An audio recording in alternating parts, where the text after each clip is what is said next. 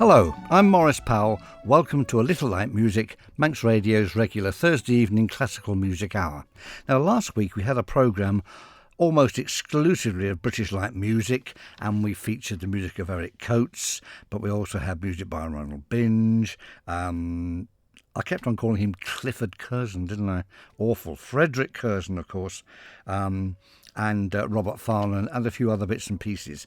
But this week we're going to have a light classical music programme. Nothing too long, nothing too heavy, everything very, very tuneful. Let's start with a really tuneful and bustling overture.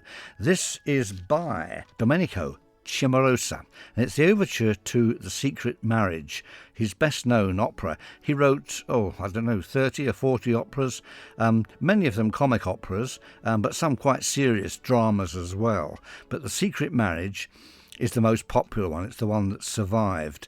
It was first produced in February 1792 in Vienna, so that's really just about 2 months after the death of Mozart. Had Mozart lived, I'm sure he would have been in the audience, and I'm sure he would have approved of Cimarosa's opera. It will have reminded him of his own Marriage of Figaro and Così fan tutti quite a bit. It's a very fine piece. It's got some wonderful sort of show-stopping numbers, and it's actually quite funny. I did take part in an amateur performance 30 years ago in Yorkshire. And although the singers weren't sort of top-rate, Italian prima donnas and all the rest of it, they made a very good job of it, and it was very, very funny indeed. So, The Secret Marriage, a worthy successor to some of Mozart's operas. Here is the overture.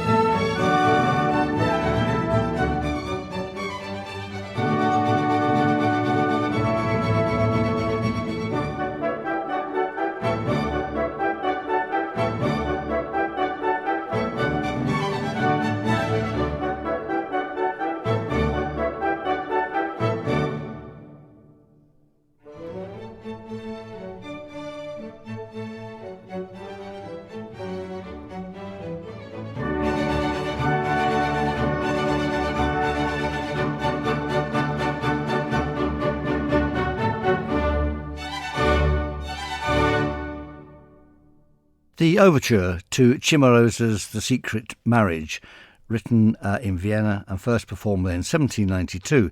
Now, when it was subsequently performed in 1793, apparently, so the story goes, the Emperor Leopold II enjoyed the opera so much that he demanded that it should be performed again immediately after the performance he'd just heard.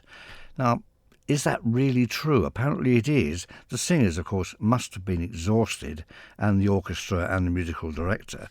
But when the Emperor says, "Oh, can you just play that again for me, guys, please?" I guess you just do. That opera was performed over 200 times within a very short space of time, which made it far more popular than any of Mozart's operas. But of course, it's Mozart's operas that have survived. Now, here's a strange thing. Some of you may know that I actually go to a gym 4 or 5 times a week. Now, I know that may not be apparent from my physique. Charles Atlas, I am not. Although some people do say I bear a striking resemblance to that guy with the oiled torso and all the rest of it, who bashes the big gong at the beginning of some films. Yes? No. Okay. Anyway, I do go to a gym and I struggle through against Newton's law to not much avail. Now, one of the people I see at the gym most weeks, her name is Corelli, not Ms. or Mrs. Corelli, but Corelli. That's her Christian name, which is very unusual. And we're chatting about this, and she said what she'd been named after somebody in the family back in the day, who was called Corelli and who had been a pianist who had appeared in America and at Buckingham Palace. And, so the family legend goes, he had been asked to be the piano player on the Titanic for its maiden voyage. He was otherwise engaged. He didn't go, which was a very good career move as things turned out.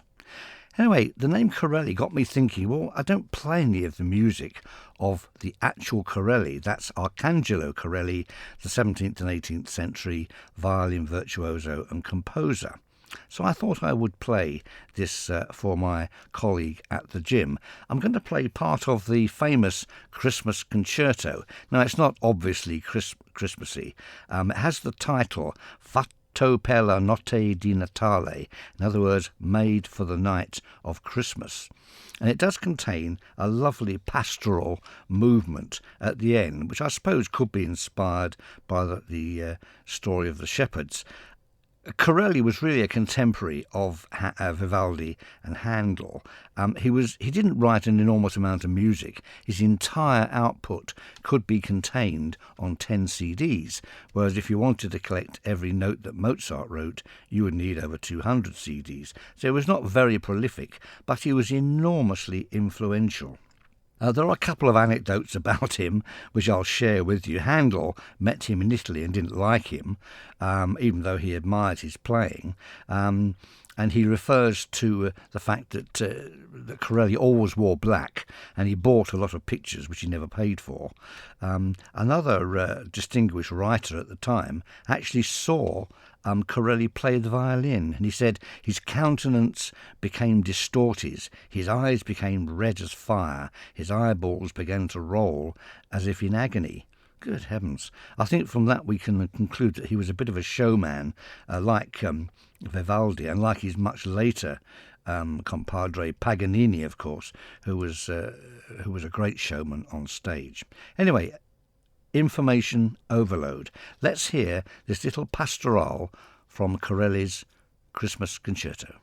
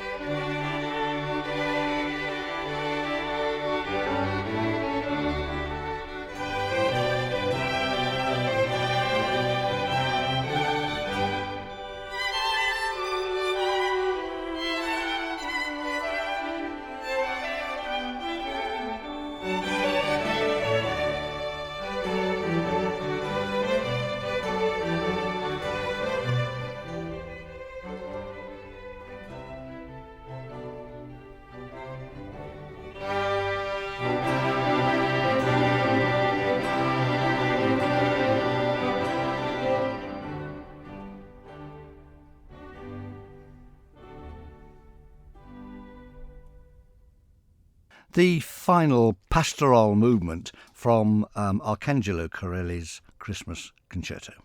And now to the music of Franz Krommer, not a name that is very well known, although it certainly should be. He was a contemporary of Haydn, Mozart, Beethoven and Schubert. He lived quite a long time. He was one of many very fine musicians and composers trained in Bohemia, very often in Prague, who came to Vienna and sort of made their reputation in the wider world. Krommer wrote symphonies, sacred music. I've heard an opera by him, and a good deal of music for wind ensemble, usually a combination of 2 oboes, 2 clarinets, 2 bassoons and 2 horns, a very popular combination. Mozart himself wrote music for this combination, and other composers, Hummel, even Beethoven as well. But Krommer made a kind of a specialism of this. Let's hear something from his Wind Octet in F major, opus 57. Nobody knows exactly when this was written, but it was probably written in Vienna in the 1790s. He was well established there by then and had a position at court, so he would have known some of the very fine wind players that Mozart knew very well, such as the Stadler brothers, for example, who he wrote wonderful clarinet parts for. And I think Krommer must have known these musicians as well, because this is quite a meaty, virtuosic piece.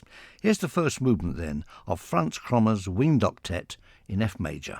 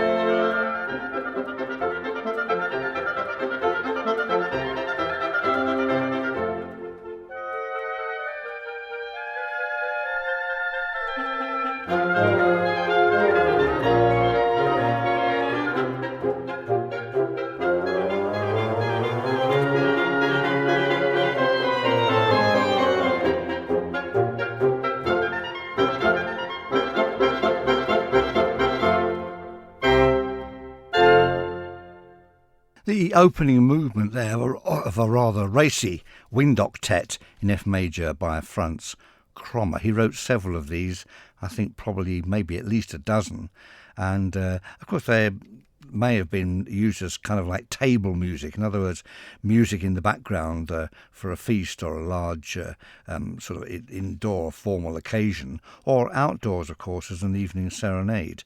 It was a very popular form for about a quarter of a century. Didn't last much longer than that, but produced some very fine pieces. Now we've reached what I have dubbed the concerto spot, and I thought that on this occasion we would hear a complete concerto. It's not a very long concerto, less than 20 minutes, but nevertheless it's a complete concerto rather than just an odd movement. So that's something to sit back and relax to and get the full kind of flavour of. The concerto is by Haydn, and it's unusual in so much that it's the only concerto of this type that he wrote.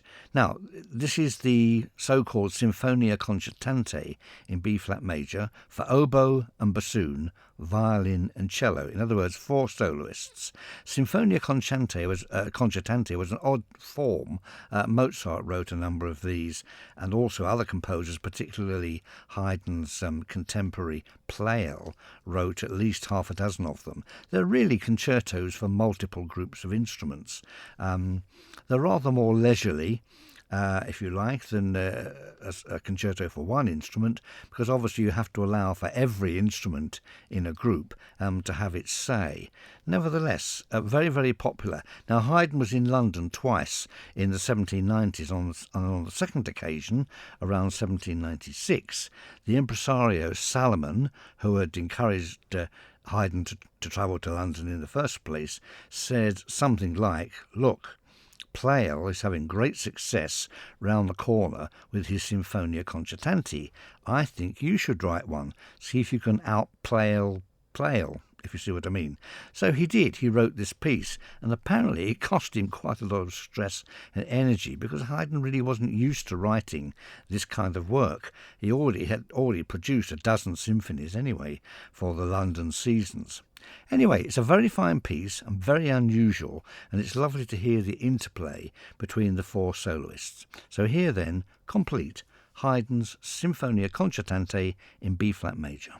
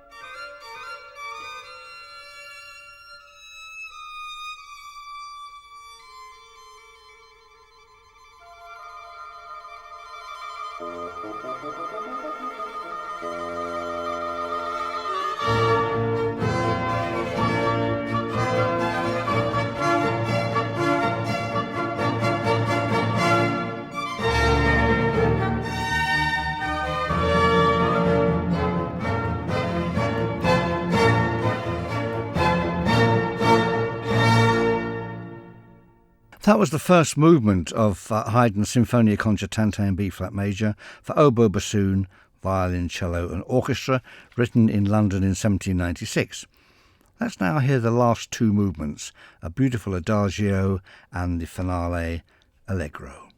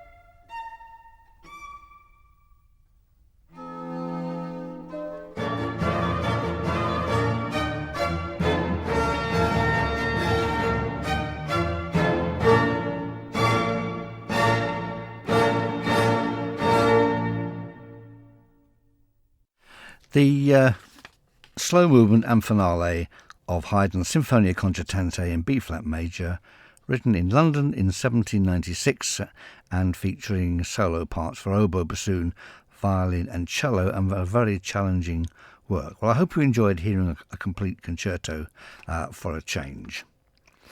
We've just got time now for a little piece of heaven.